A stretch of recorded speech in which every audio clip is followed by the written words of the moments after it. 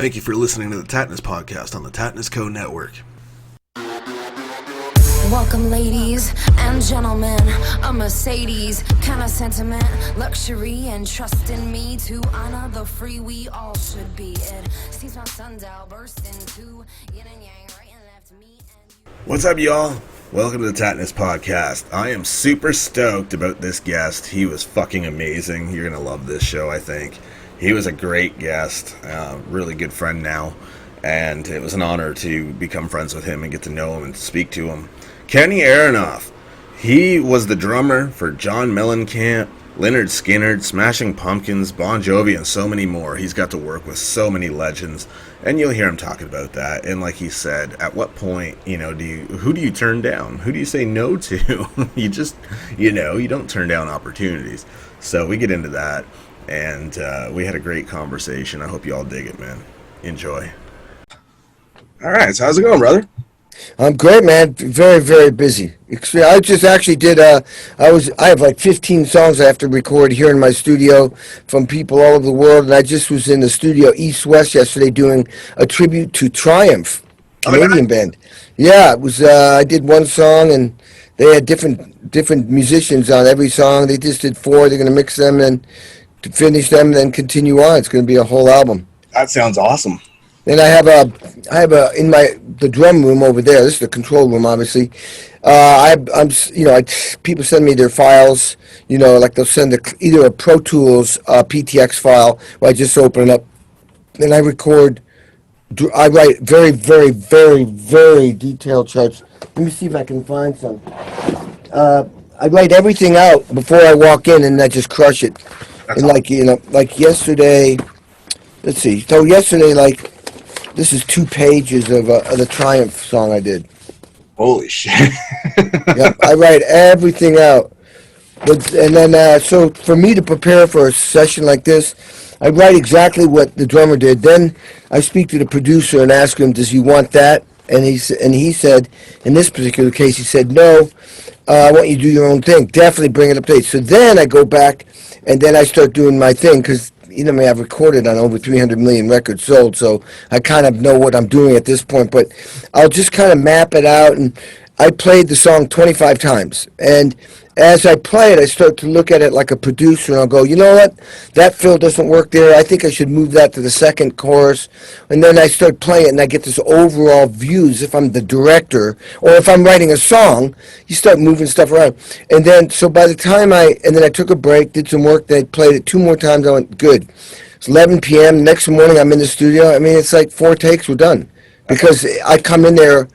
I don't usually get to do that because I'm moving so fast, but in this particular case, because we hadn't been together in a studio for a while, I wanted to make it real obvious what was going on. But typically what I do is somebody sends me a session, they want me to play drums on their session, I get the Pro Tools session, or I ask them to send me an MP3 of a click, MP3 of the song with the drums in it so I know what they're thinking, right. And then an MP3 without the drums, and what I'll record to is the MP3 without the drums and the click, and I'll mix it the way I want. The MP3 with the drums, I write out every single note that they programmed. So the first take I play pretty much what they program, because I don't care how many times they say, do your own thing, they've been listening to that drum program. Right. So I give them that, and I add some different fills, but then second take, I kind of stretch it out more, and the third take, I give them, stuff that wasn't, necessarily on the demo. And I give them 3 takes and send them back. And they pay me in PayPal, and I can do as many as 10 songs in a day if I had to. I prefer not to, but because I write everything out, I'm ready to go. Right. It's total. And the other thing is I try to get complete takes from beginning to end, which a lot of people can't do that anymore. And a lot of people feel like they don't have to because, in Pro Tools you can edit everything. Exactly. This way, it sounds different. If you play from top to bottom like we did yesterday with that Triumph song, it sounds like a performance. It sounds like the last chorus or the chorus is out. After you've done it 4 times and you're playing from beginning to end, you feel the band it's a performance. It's great. That's the best, eh? It's like, yeah. It's more seamless that way. Absolutely more seamless. And when you say seamless, you're the biggest way it's seamless is emotionally. It's seamless. Exactly. You know what I mean? It's like, could you imagine Robert De Niro going line by line? It just doesn't work that way. Or a great actor like Christian Bale or Gary Oldman. They don't do line by line. They do performances. And if you don't get that one, we'll give you a different performance. But they're not going line by line. No, because you're in that moment. You want to keep it going. The second you step out of it and you're back to reality and then trying to get back in that mindset, it's not as organic. No, and if I do have to punch in, I always tell my engineer, come on, let's go. Because every second you're losing where you were, right? Absolutely. And it's got to be a huge compliment, too, to be kind of told, do it makes it your style, because then it puts your mark on it, because you've earned that. Yeah, no, I totally agree, and I appreciate that. I also don't trust it. But then again, I'm diagnosed as the hyperachiever and the stickler. And the stickler and the hyperachiever are people that want it so perfect. They were like, oh, God, how am I going to make this perfect? And then you start, really... I have to work it. Like when they say, do your own thing, I have to feel like, do they really want me to do my own thing? And if they do, will they like it? So then that's where I kind of do that.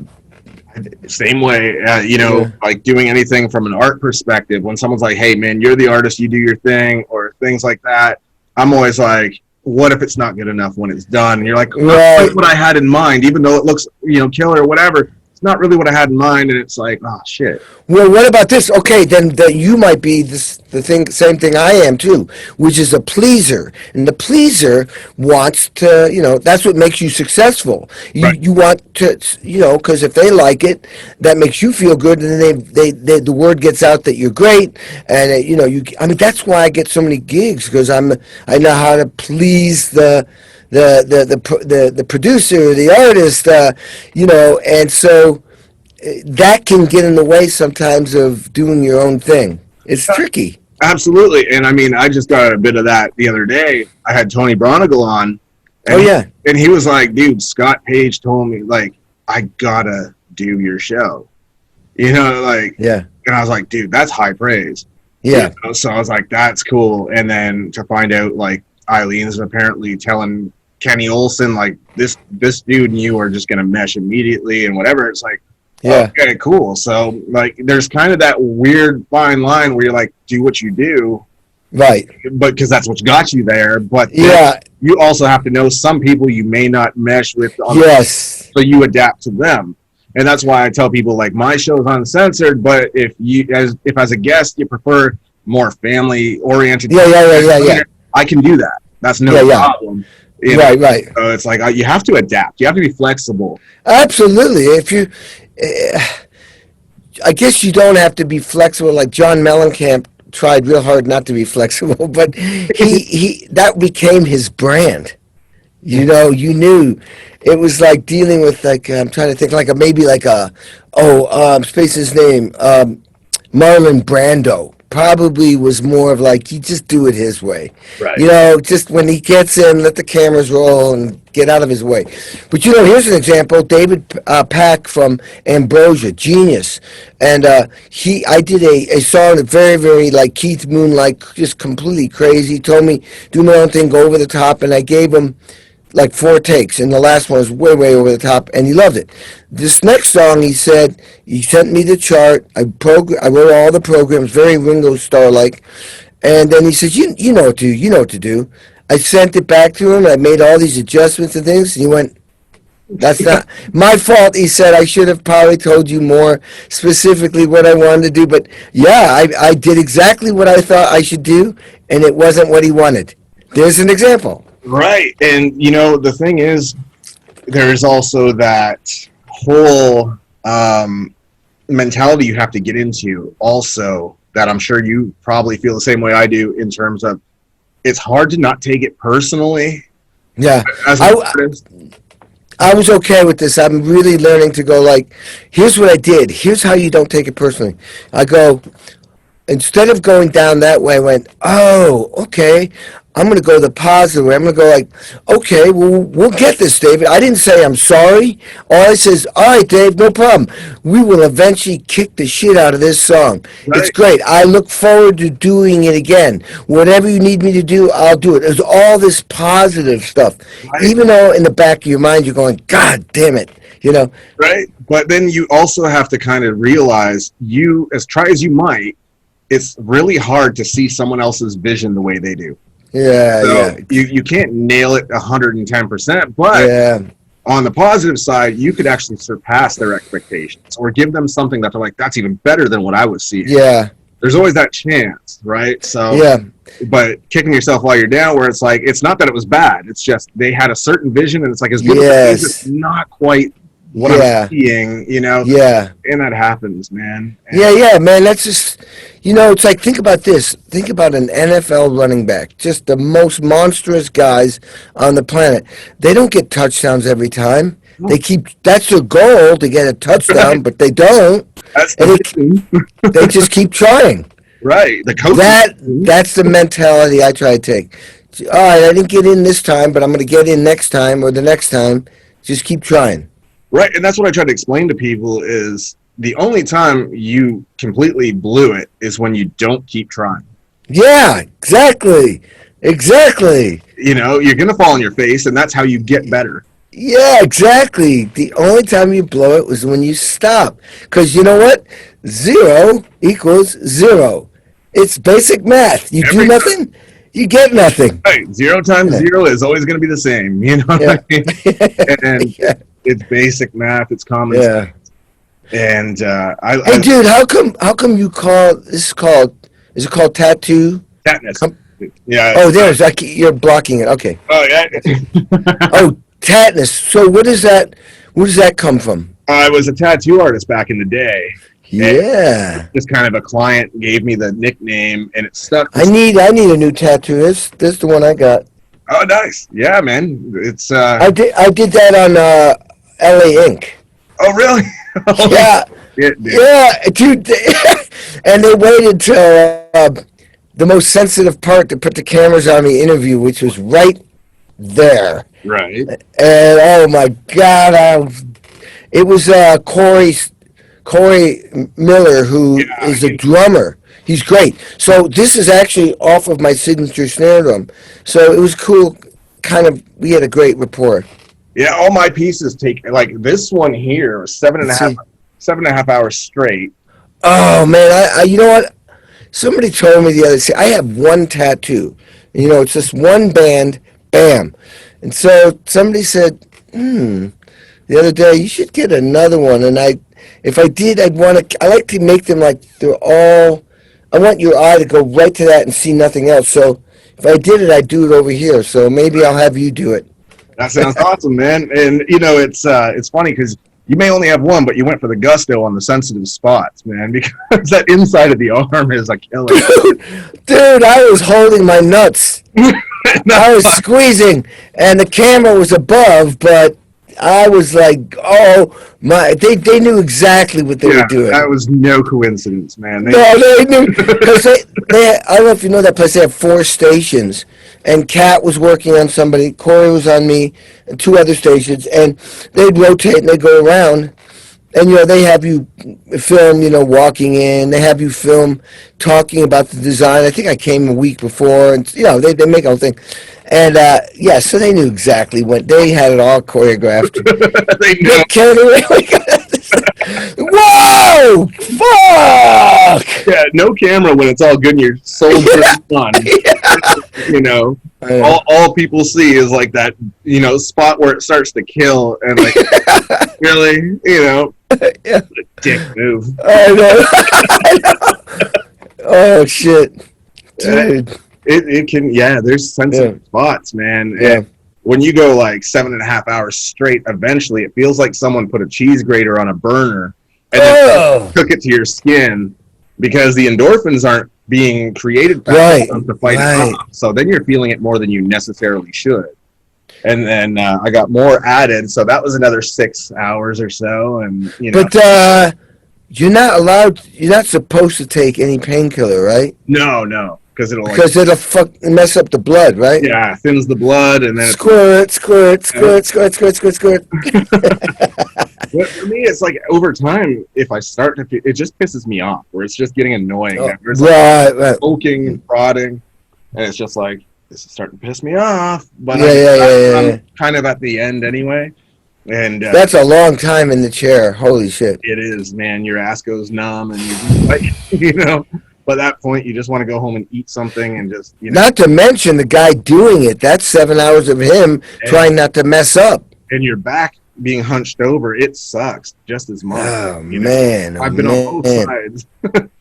Oh, my God. I've been on both sides of the machine, and I know that your back gets really, like, sore. And yeah. Eventually, you're like, do you still do it?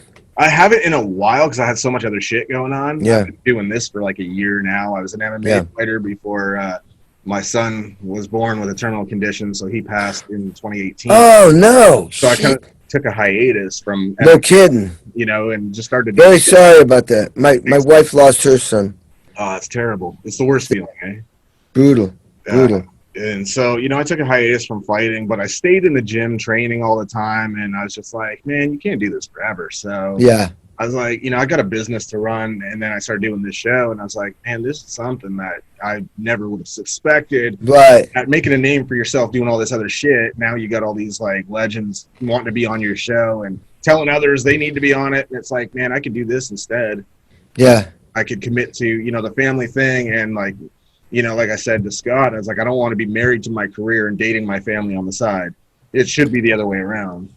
Well, I'm the guy who did that. You know, I still do that. I know it's an addiction for me. But you know, on the other hand, it was how do you turn down all of a sudden? You know, how do you turn down all the, like Elton John, Bob Seger, Tony Iommi from Sabbath? Who are you going to turn down? Right. You know, I mean, dude. My discography is sick. It's off the everything from Johnny Cash to Waylon Jennings to Willie Nelson and to, you know, Alice Cooper to Smashing Pumpkins to, you know, Celine Dion to B.B. King, Ray Charles. I mean, the Buddy Rich Big Band, the Boston Symphony Orchestra. Which one do you turn down? Oh, Sting. You know, Don Henley, Avril Lavigne. Which one do you turn down? Yeah, you made the right choices. Yeah. So, okay, I'm on my third marriage, but and I'm still married to my career. I'm a workaholic, but it's so hard, man. It's so difficult to. How do you turn down? It's like an addiction, you know? Right. And I feel like, you know, I can relate in the sense of I get now at least 2 guests a day. Yeah. And that's good. Some days, literally like today, it's like at a certain time I got another guest. Yeah. I have Howard Bloom coming on. Oh yeah. And you know, before I was talking to Stephen Perkins. Yeah. And I was like, dude, I was getting texts from Eileen and shit like, dude, you're like a minute over, he's waiting, and he gets like, you know, kind of frustrated. And I'm like, how do you tell Kenny Lee Lewis, you got to fuck off now because I got someone else to talk to? Like, you know? Well, you know what? But with Kenny Lee, you could say that. Okay, go, it's okay, man. You know? Right? Yeah, he was a gem. And he was bummed out that the conversation had to, like, end because we were so into it. Yeah. I was like, no, Kenny's great. I like him. Yeah, and I'm like, when I don't have anybody else, like, it's my show. I run it as long as they have time and want to keep talking. Yeah. Then I don't give a fuck. It's 4 hours. We'll do it. Hey, let me ask you this. How many years did you do the fighting thing? I've been doing it for about, I think it was like 3 years or so. And but when did you have your first desire to fight? You're talking about in the cage, right? Yeah. So because I know a guy I play with in my band, Supersonic Blues Machine, that the guitar player Chris Barris from England, he was hardcore into it, and it's you got. I mean, dude. Okay. Now I'm interviewing you. So, okay, I walk on stage, Kennedy Center Honors, which is the Super Bowl. You're dealing with the President of the United States, dignitaries, you have to read like a mofo. You're playing with guys like, you're honoring Springsteen, and you're playing with Sting, and you're playing with, Lady Gaga, Bruno Mars. 1 year it was like Chris Cornell was there, Mellencamp, Melissa Etheridge, you name it. These gods of, and there's a 16 camera shoot, and you can't mess up, and I'm reading. You got to read like a mofo. You got to be a street player, but you got to be academic. I have to know the script of the show. I count everything off. I'm playing with one song, and I'm changing the metronome for the next tempo. I'm looking at notes for the next song while I'm reading this song, watching the musical director, watching this artist. Things go wrong, and that's scary. Yeah. But you walking into a cage, and you've got another human, and you know what you have to do. You have a game plan, but you're still a human to human with a physical thing going down where you respect each other, but nevertheless, it's fighting. Right. That's another level that I've never experienced. Yeah, and that's what I was talking to Tony about the other day, yesterday, where I said, the funny thing is I'm not a violent person. Right. So, like, my motive is not hurting people. That's not how So what are you thinking when you're in there? To me, it's problem solving. You have somebody that right. you have no problem right. with each other, but right. this person wants to knock you out. Right. How do you stop them from doing it? Right. That's all it is like. Yeah. So you guys meet at the point where you respect the art. You respect, it's nothing personal. It's like you don't want to hurt anybody, but you've committed to being this athlete, and you just try, it's like chess. You try physical chess. Right. You're trying to figure, yeah.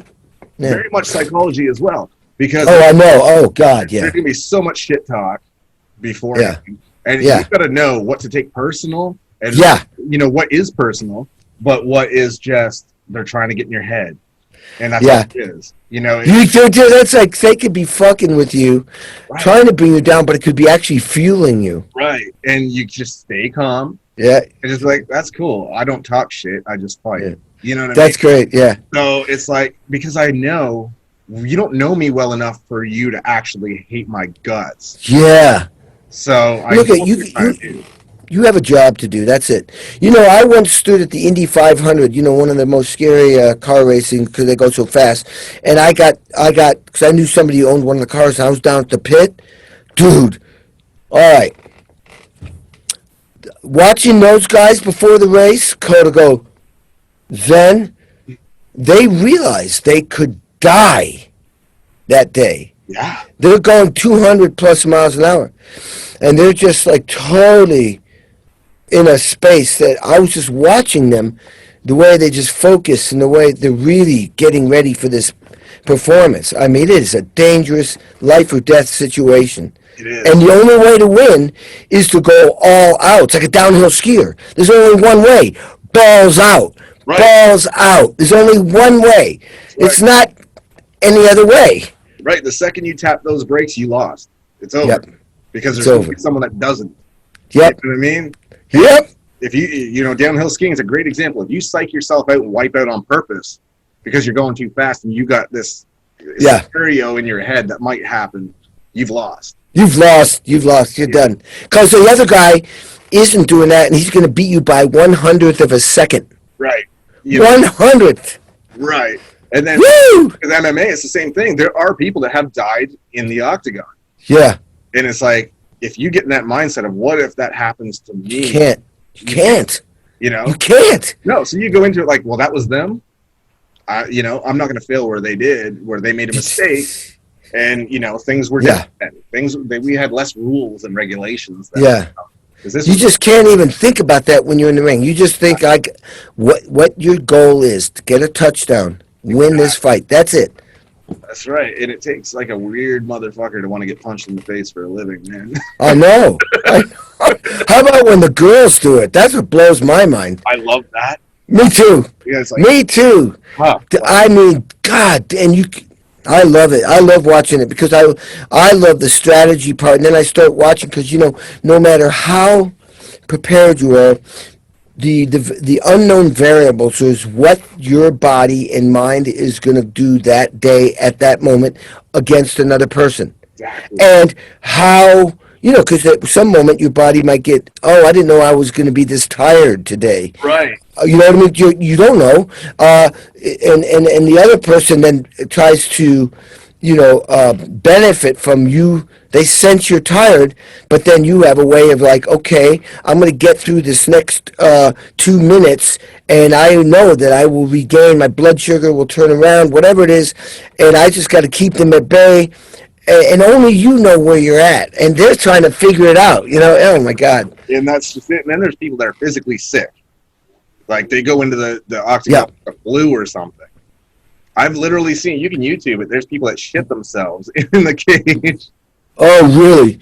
Yeah. And once you smell that, it's game over. And it becomes extremely visible. Yeah. In some cases, in the videos, where it's like, where does it show up?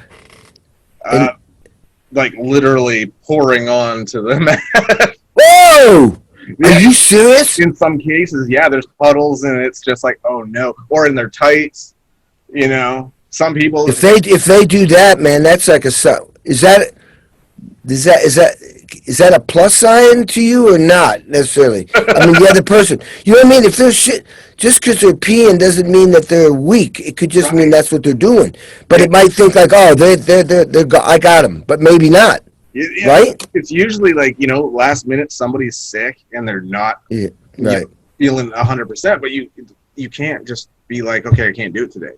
Yeah, right. Yeah. People paid money to see you. Yeah. So I've seen it happen on YouTube and things. I've not experienced it firsthand, thankfully. Yeah.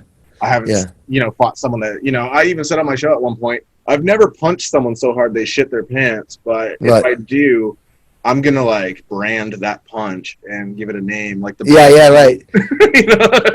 That's called the shit hitter. Right, the brown hook. So, all right, so what was your what weight class were you in? I am 265, 6'5". So what are you fucking kidding me? You're 6'5"? Yeah, man. So, dude, I was gonna pick like 5'8". 6'5", 200. Yeah, so 265, size 14 feet. So. Oh my God. So in terms of UFC, like the heavyweight division goes up to my weight. That's it. Anything beyond that, you have to cut weight or you'll never make it. Oh, hold on. I think someone's knocking on my door. Oh, come in. I'm in a podcast right now. Yeah, I got somebody that needs to leave, and if you want, we can switch the car so we'll leave you alone. All right. I'm literally in the middle of a podcast. Oh, sorry. Yeah. I guess this is on a podcast. I'll tell him to wait. Do you need? Yeah, be careful with that car because it's already had some problems with somebody messing it up. Are you giving it to me? Well, did you want me to move it? I can't move because I'm in an interview right now. Sorry. I'll take care of it. Be very careful with that. It's a fucking $100,000 car. Yeah. We can pause if you need to, man. Oh, you want to pause it? If you need to, yeah, we can do that. Let's pause. Can we do that? Absolutely. All right, let's stay right there. That sounds good. Fine. 14-inch feet. Oh, 14 size shoe. Dude, you got to show me a picture of this. Yeah, man. I want to see. You got my email address? No, she didn't send it to me because. Okay, so I can't. All right, how do I do this so that it doesn't end up on the? Oh, I can edit, so it's all good. Okay, it's Kenny, Kenny. Let me write this down. I cannot believe it. You look like you. I figured, he's 5'8", 5'9", some tough little bulldog guy. All right, so it's Kenny, Kennya, contact, like you're going to contact me, at gmail.com. You got to send me pictures or footage. I got to see this. Dude. Yeah, man. So that would be, that's heavyweight. I mean, that's heavy. Like that's the cap. Like. All right, so let me ask you this. It's good to have height, for sure. Oh, yeah. But the other thing is, and to have long legs and big fucking feet like that, that's a serious weapon. But what do you do when you get up against, a kind of a big fat, I don't know. No, I guess 265 pounds is big, but you're long. But you could get somebody that's like kind of compact and bulky. Yeah. So I mean, I keep it lean, so it's all muscle mass. What about dealing with somebody who's got a lot of fat on them? Does that make it easier for them? Well, not really. I mean, because I have reach like no. Oh my God! And it's all the head. The head's the same. Right. And When they, oh my God! they just did a documentary about my life that just came out on DVD. Really? And there's a part in it where the pec deck I do for chest day, I lift 245 pounds with one arm for 10 reps, and people are like, you look bored. Like, that's fucking easy for you. Jesus Christ, dude. And I'm like, I live in the gym, dude. I'm 4 hours a day in the gym. Still? Every day. I used to do a lot more now, but I don't. It's therapy to me.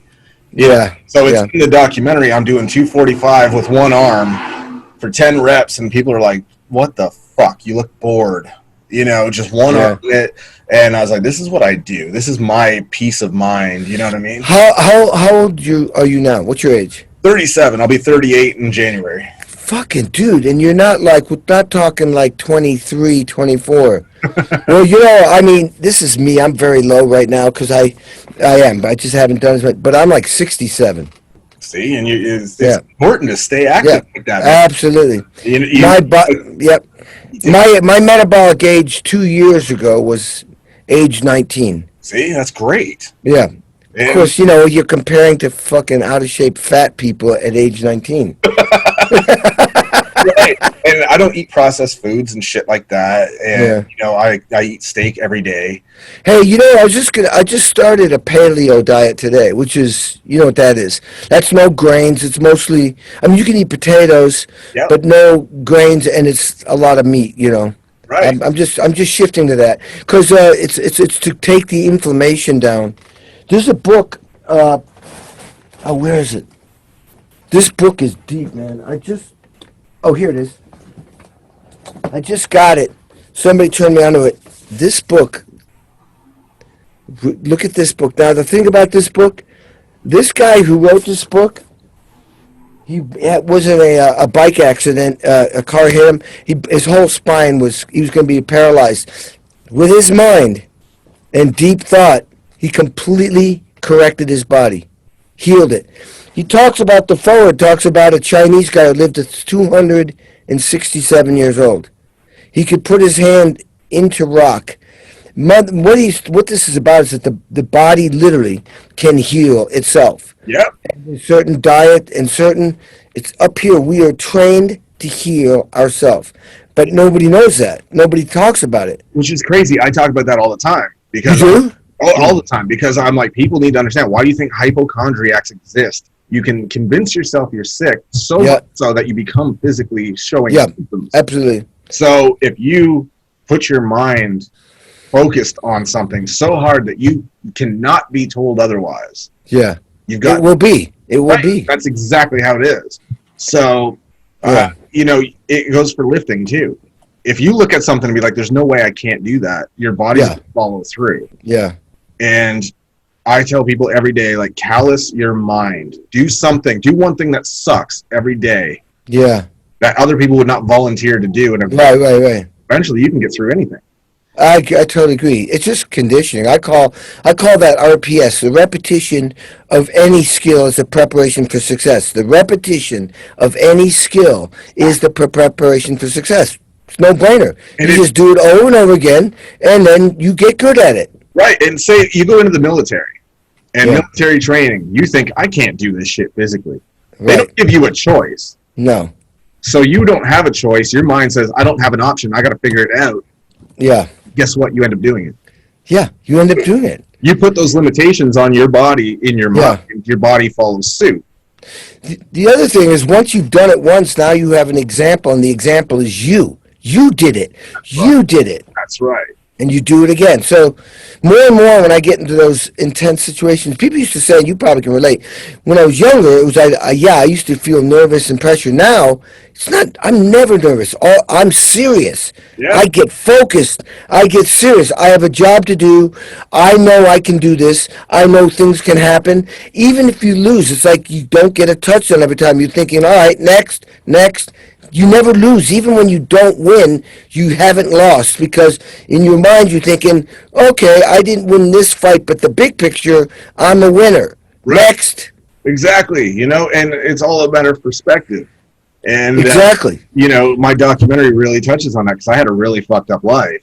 Yeah. And people were like, the way that you became successful regardless is Right. ridiculous. And I said, all I did was say, what if?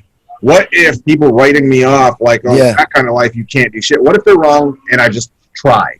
Yeah. What could happen? Yeah. And here I am talking to fucking. That's awesome. You know what I'm saying? So, like, I try to advocate to people. It's not me saying, oh, I'm better than you because of this. It's like, no, it's because I'm telling you, you can do this too. You know? Yeah. While you're- It's not a, yeah. Yeah.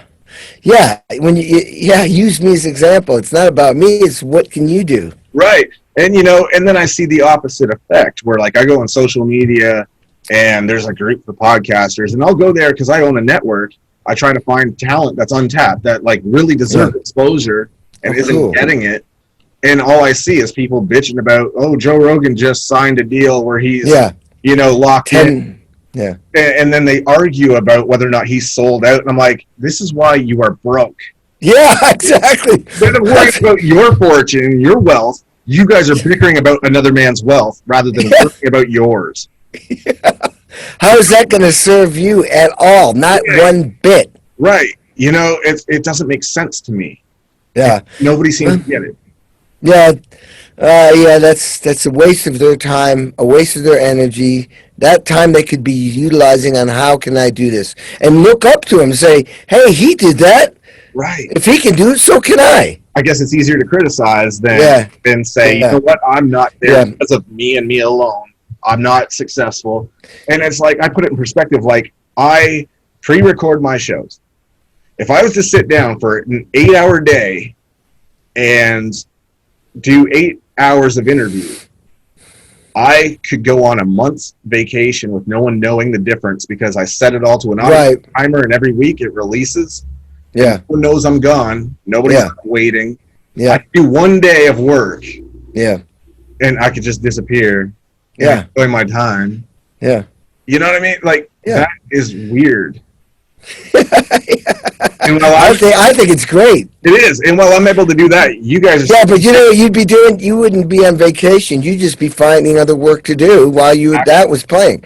Right. You would be doubling up your work. Right, because I have my business to run and everything else. Yeah. So my website's where the documentary is sold. Oh, yeah.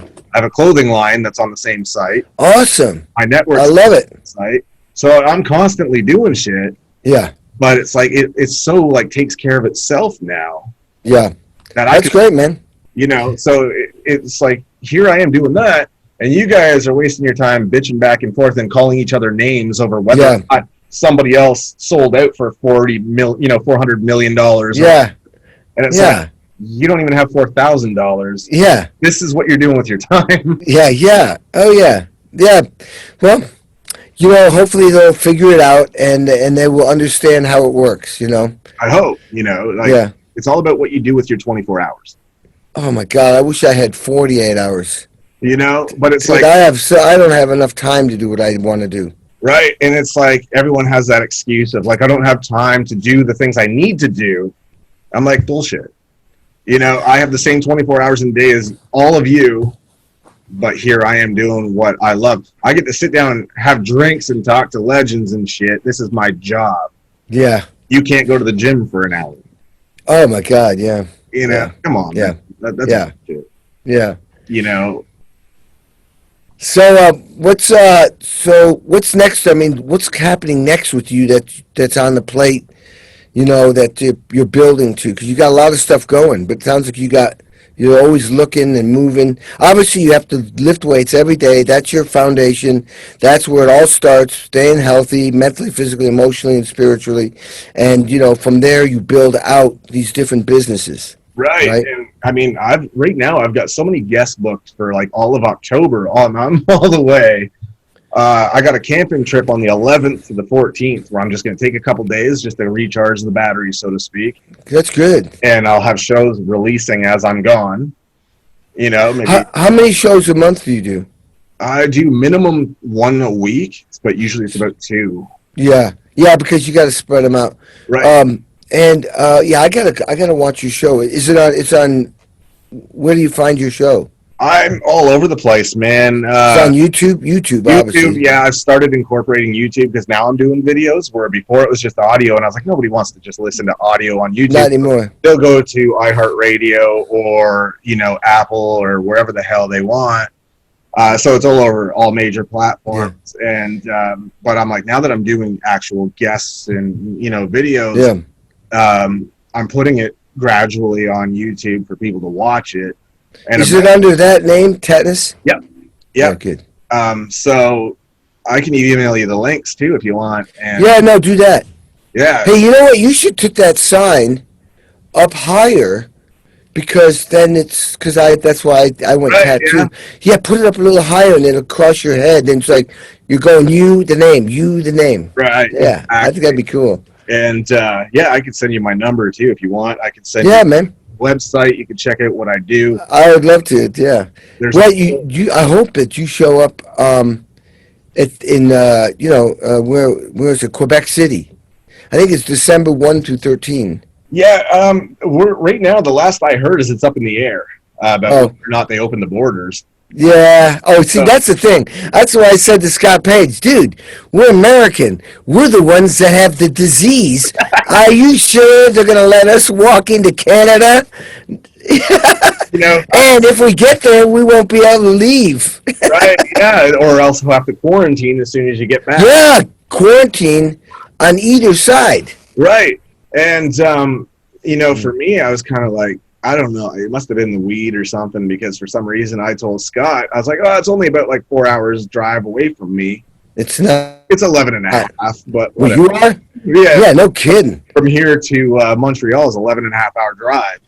I thought it was closer, but I'm like, fuck it. I'll still do it. It's just, I was way off. Yeah. I was like, I still go, but. Hey, when does Quebec City, or when do you get your first snow up there? It really fluctuates. I mean, It does? here, I moved here 3 years ago from Toronto.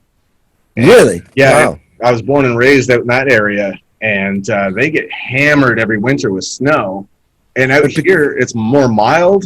Really? Yeah, and it's less snow. Wow. And I know that surprises everybody. Even though that's farther up, you're getting probably something about the ocean. Yeah, and less buildings, skyscrapers, so there's less wind and all that wind, chill. And also, Toronto's got that the North Pole comes down. That Arctic air comes down. That horseshoe shape, and then the outer limits of Toronto, like the GTA, they have their snow belts where they really get hammered, and so coming out here is like night and day. Like in December, I can go out in a t-shirt most days. Whoa! And not be too bad, or maybe just like a light sweater. And then some days it's really fucking cold. Yeah, that's crazy. I bet you it's probably colder in Montreal than where you are, right? Probably. I think so. 'Cause, I mean, I've been in Quebec City. It was snowing like 20 inches of snow and a blizzard. Because they're closer to Toronto. But that's right. That Canadian air comes right through. Yeah. So it's been nice because I don't like winter. Yeah. So, and I was telling a few people that were on the show, I was like, I had Ken Sagos from Nightmare on Elm Street 3 and 4 on the show at one point. Yeah.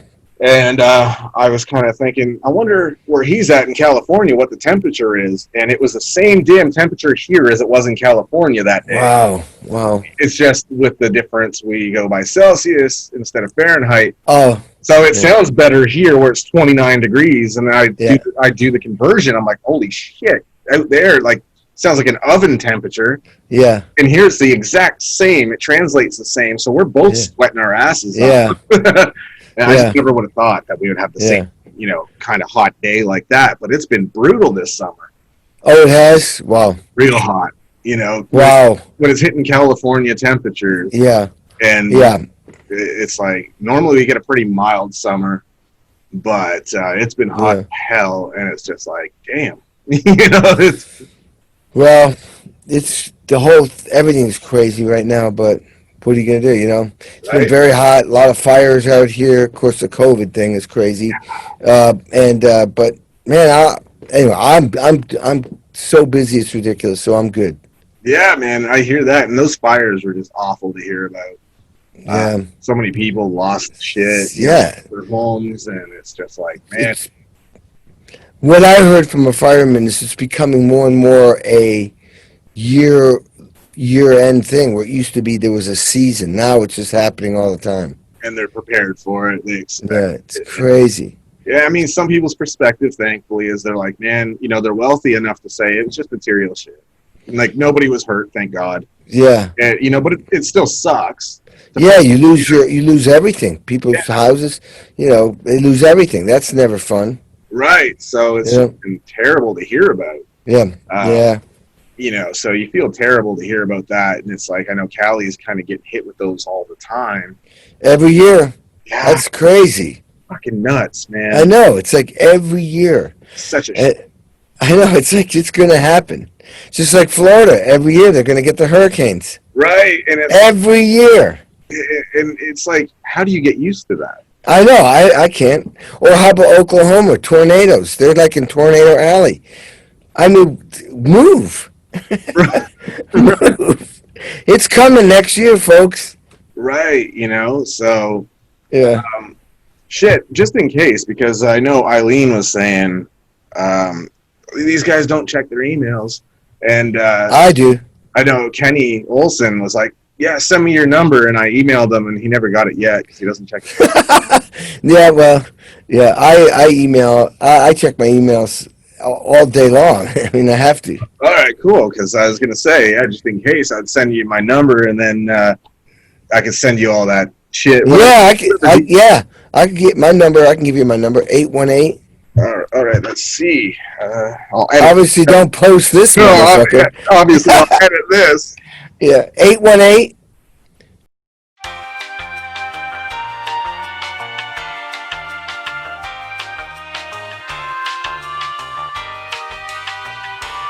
Beautiful. Hey, yeah, that will never see the light of day on this fucking show. That'd be funny. The thing is, Kenny Aronoff, and he put my number and my email and say, "Nice interviewing, Kenny. Bye." Pooh. That's it. That's a dick move if ever there was one. Yeah, my luck. See, I get all the weirdos, but that's all right. I'm used to that. I mean, it's cool, man. I've had Scott apparently recommending the show to people and shit. And oh, cool. Eileen's doing it, and Kenny Olson's like, dude, fucking, we got to hang out and go for a beer and all this shit. Yeah. Scott said the same thing, and I was like, I haven't had anyone like punch me in the neck yet and tell me I suck, so that's nice. Hey, guess what? I don't think anyone's going to punch you at all. You'd be the wrong guy to punch. Maybe throw a marshmallow at you or something. Maybe tickle you. Not punch. It's actually funny. Scott was saying jokingly, he's like, "Hey, you're a fighter. Like maybe in Montreal, you could be our bodyguard, bro." Yeah. Like, sign me up, man. Yeah. Right. Oh my God. Yeah. Well, if you're 6'5", you're gonna look the part. Perfect. Oh yeah. Well, I'm surprised if the Canadian Football League or the NFL didn't kind of get you at 6'5". At your weight, you'd be like the most perfect tight end ever, or a defensive end. Oh my God, I'm surprised they didn't come after you. And the funny thing is, a lot of people know by now because they've seen comparison pictures. Before I started to like live for the gym, yeah, I was 180 fucking pounds. Whoa! So you were a pencil. I was thin as shit, and then oh my God, yeah, they wouldn't have come after you. No way. Then I go into the gym and I start spending 3-4 hours a day there, just obsessed with it, enjoying every bit of it. Yeah. Before you change your diet, and then the whole thing, you blossomed. It became an obsession for me. Where just like, this is what I love. Yeah. And people were like, "Holy fuck!" Because I just got in contact with a friend that knew me from 20 years ago. Wow. And then he saw it. She was like, "Holy shit, dude! Like your arms are bigger than my thighs." Yeah. Right. And I believe it or not, pictures make me look smaller than I am in reality. Right. Wow. Camera phones. Yeah, because you're so tall, it's stretching you out. And camera phones have that smaller screen and a Yeah. smaller lens, and I'm like, then you see me in person, you're like, Yeah. shit. That's awesome. You know, That's cool. Well, maybe we'll see you in December. I'll be Who there. knows? Yeah, I'll be getting there. If we get there. Yeah, well, that's basically what I'm waiting on is confirmation. But Eileen said she's supposed to be going too, so she's like, "We'll have a blast." Because I was like, "Yeah, I'll get to meet you finally." And yeah, that'd be cool. you know, so she's like, "Yeah, we're gonna have a blast. These guys are awesome." And I'm like, "Fuck yeah!" So I mean, I've already talked to all of them. Yeah, right. Week you know the whole band. Yeah. Yeah, you know. So I was like, "This is gonna be a blast, man." So, so I was like, "Shit, let me know if on your end you guys can still get there." Because for me, nothing's stopping me from driving out there now. Yeah. But if you're already in Canada, so you're good. That's where it's different, right? Yeah. Where it's kind of like, well, you start crossing borders, it's like. But I'm not doing an 11.5-hour drive for no damn reason. So no. I don't speak a lick of French, man. Yeah. There's that too. Forgot about that. So I'm not gonna go over too well over there. Yeah. They don't like when people don't speak French. Oh, I know. Well, I don't, so they can just not like me. Right. So I mean, it's okay. It's okay. In the same boat where we're not gonna be well liked. Yeah. But if I have to, I'll start punching people. So we'll just wear the mask and act like. Just make shit up. And if it sounds good, maybe it's French. I don't know. Yeah. Just say Putin all the time. Yeah. Right. Exactly. This is offering. Just offer everybody poutine. Yeah. That's great. I love it. Oh man, it was awesome having you. I got to do another fucking show. Yeah, that's right. I got something coming up in like an hour or two. So, hey man, but so cool, me. I can't wait to see the videos and the stuff you're doing. It's fantastic. Thanks. Thanks for having me on, man. I hope that December works out for us. Yeah, I'll text you and I'll give you all the info for like the website and all the links and shit. And all right. You let me know what you think, and we'll fucking keep in touch so that way we know what's going on for December. And if it gets postponed, say when, man. I'll be there. Yeah. All right, man. All right, take care, man. Hey, you too. Thanks a lot for coming on, man. Yep. Nice meeting you. Take care, man. Bye. Have a good one. Yeah. See ya. So that was none other than Kenny Aronoff. Did you really think I was going to let y'all fucking have his phone number, you peckers? Nice try. Can't do it. Sorry. He would fucking be so pissed. Getting bombarded with non-stop texts and phone calls. Your boy ain't gonna get caught slipping like that. I don't make new friends just to lose them immediately because I fucked up, so... I appreciate y'all listening, but I can't give you his number. He was a great guest. I hope you enjoyed him, listening to his stories as much as I did. He was amazing. Thanks for checking the show out. Hopefully you dug it as much as I did doing it. I appreciate y'all, man. Thanks for listening. Take care of yourselves, man. I'll catch your asses later.